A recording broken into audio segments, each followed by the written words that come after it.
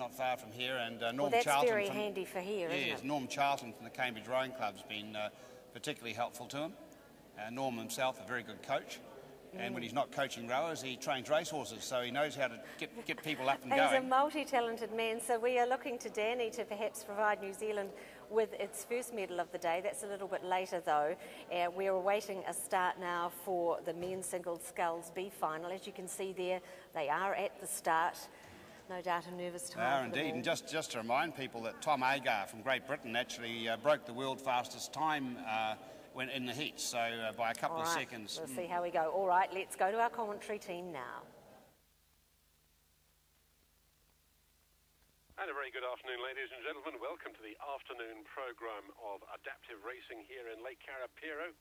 We're starting with a couple of B finals, and then, of course, it comes to the 5A final races, and with it the chance of medals. So very shortly, we'll be seeing the first world champion crowned here at the 2012 World Rowing Championships. But the AS Men's Single Sculls B final is lined up on the start, involving scullers from Poland, the USA, Spain, Ireland and Australia.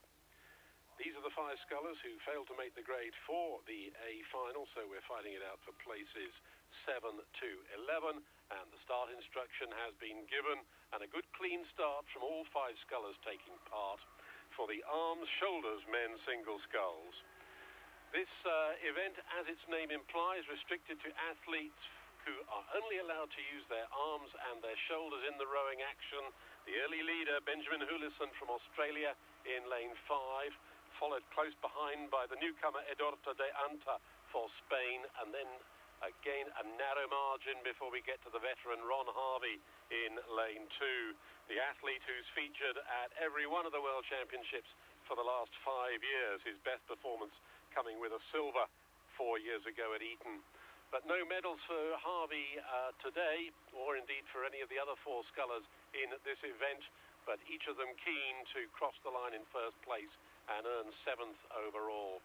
And forging his way through, De Anta of Spain. Now here's a surprise, because of these 5 scullers, it was the Irishman Doherty who was the fastest in their heats earlier in the week, but some 4 seconds faster than the American and 12 seconds faster than the Spaniard who's leading the way home at the 250-metre signal.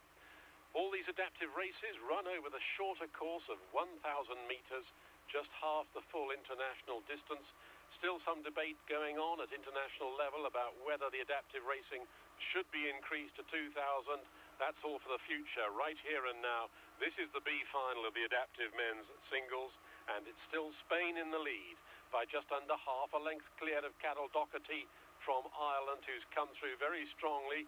Doherty, an athlete who rode his personal best in the heat earlier in the week, but his performance not enough to earn himself a place in the A final, and he leads Harvey by half a length. Harvey, in turn, has 1/3 of a length advantage ahead of Hulisson, the Australian in lane 5, who's faded a little bit against the more experienced scullers in the centre lane, and trailing the field in 5th, Robert Studziba of Poland on the grandstand side in 1. The Pole, who had some difficulty in his repechage earlier in the week on Tuesday, when the Velcro strapping, which he uses to fasten himself securely in the boat, as indeed all the AS men's single scullers do, to restrict any residual movement they have in their trunk, his Velcro strapping slipped, and I think that rather unsettled him for the race itself, and here he is 5th in the B final. We're at the halfway mark, and there's a challenge coming for the lead, because Carol Doherty, the man from Derry, who's only been sculling for some 18 months or so, had his debut back at the Bled round of the World Cup earlier in the year in Slovenia, where he finished in 8th position overall. Keen to go one better, because he's sitting in 7th position overall at the moment, if only he can maintain that half a length advantage he's got ahead of the Spaniard. But Ron Harvey from America has come right back into the picture. We've got a great race for 2nd place. We've got Spain, the USA and Australia level right across the course here in Carapiro. 3/4 of a length down on Doherty, who's really got the bit between his teeth and is storming away. A nice, good, even pace. Short stroke in the water, of course, with these arms, shoulders athletes. But Doherty pulling away at 36 strokes a minute And Hullison, who I thought was going to be dropped off the stern end of the field, is challenging the Irishman, and it's the Australian's bow ball which is just ahead of the American, so the Spanish attack fading rapidly now. The Australian at 37 strokes a minute, Harvey just on his shoulder, the experienced American at 38. Now, can the Spaniard come back into the picture? He's slipping back stroke by stroke. They're all at about 37, 38 strokes, these leading scullers. We finished the third quarter of this B final, and it's still Ireland in the lead by half a length.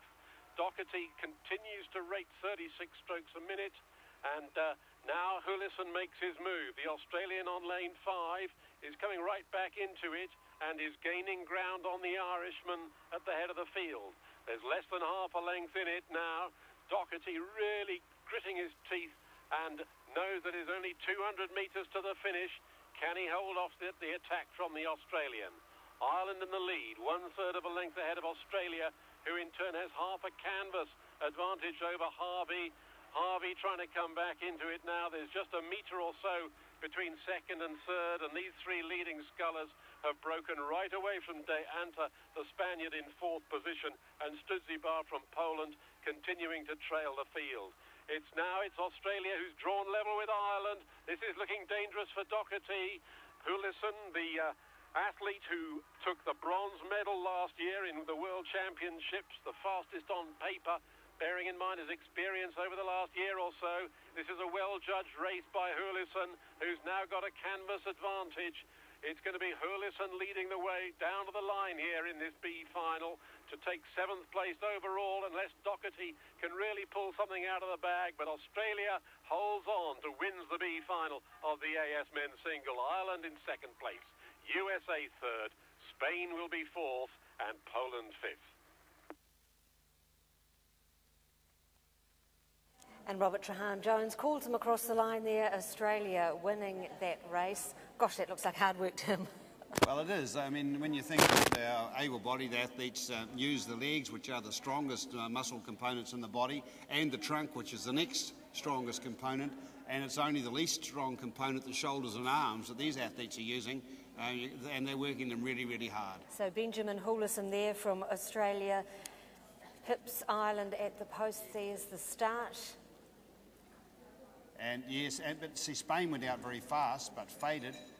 Ireland came through in the middle stages of the race, and then the Australian who judged his race perhaps to perfection came through to win at the end. Quite a tussle for the end there. I mean, it could have really gone either way, but in the end it was a comfortable win there. So we will have those results for you very shortly.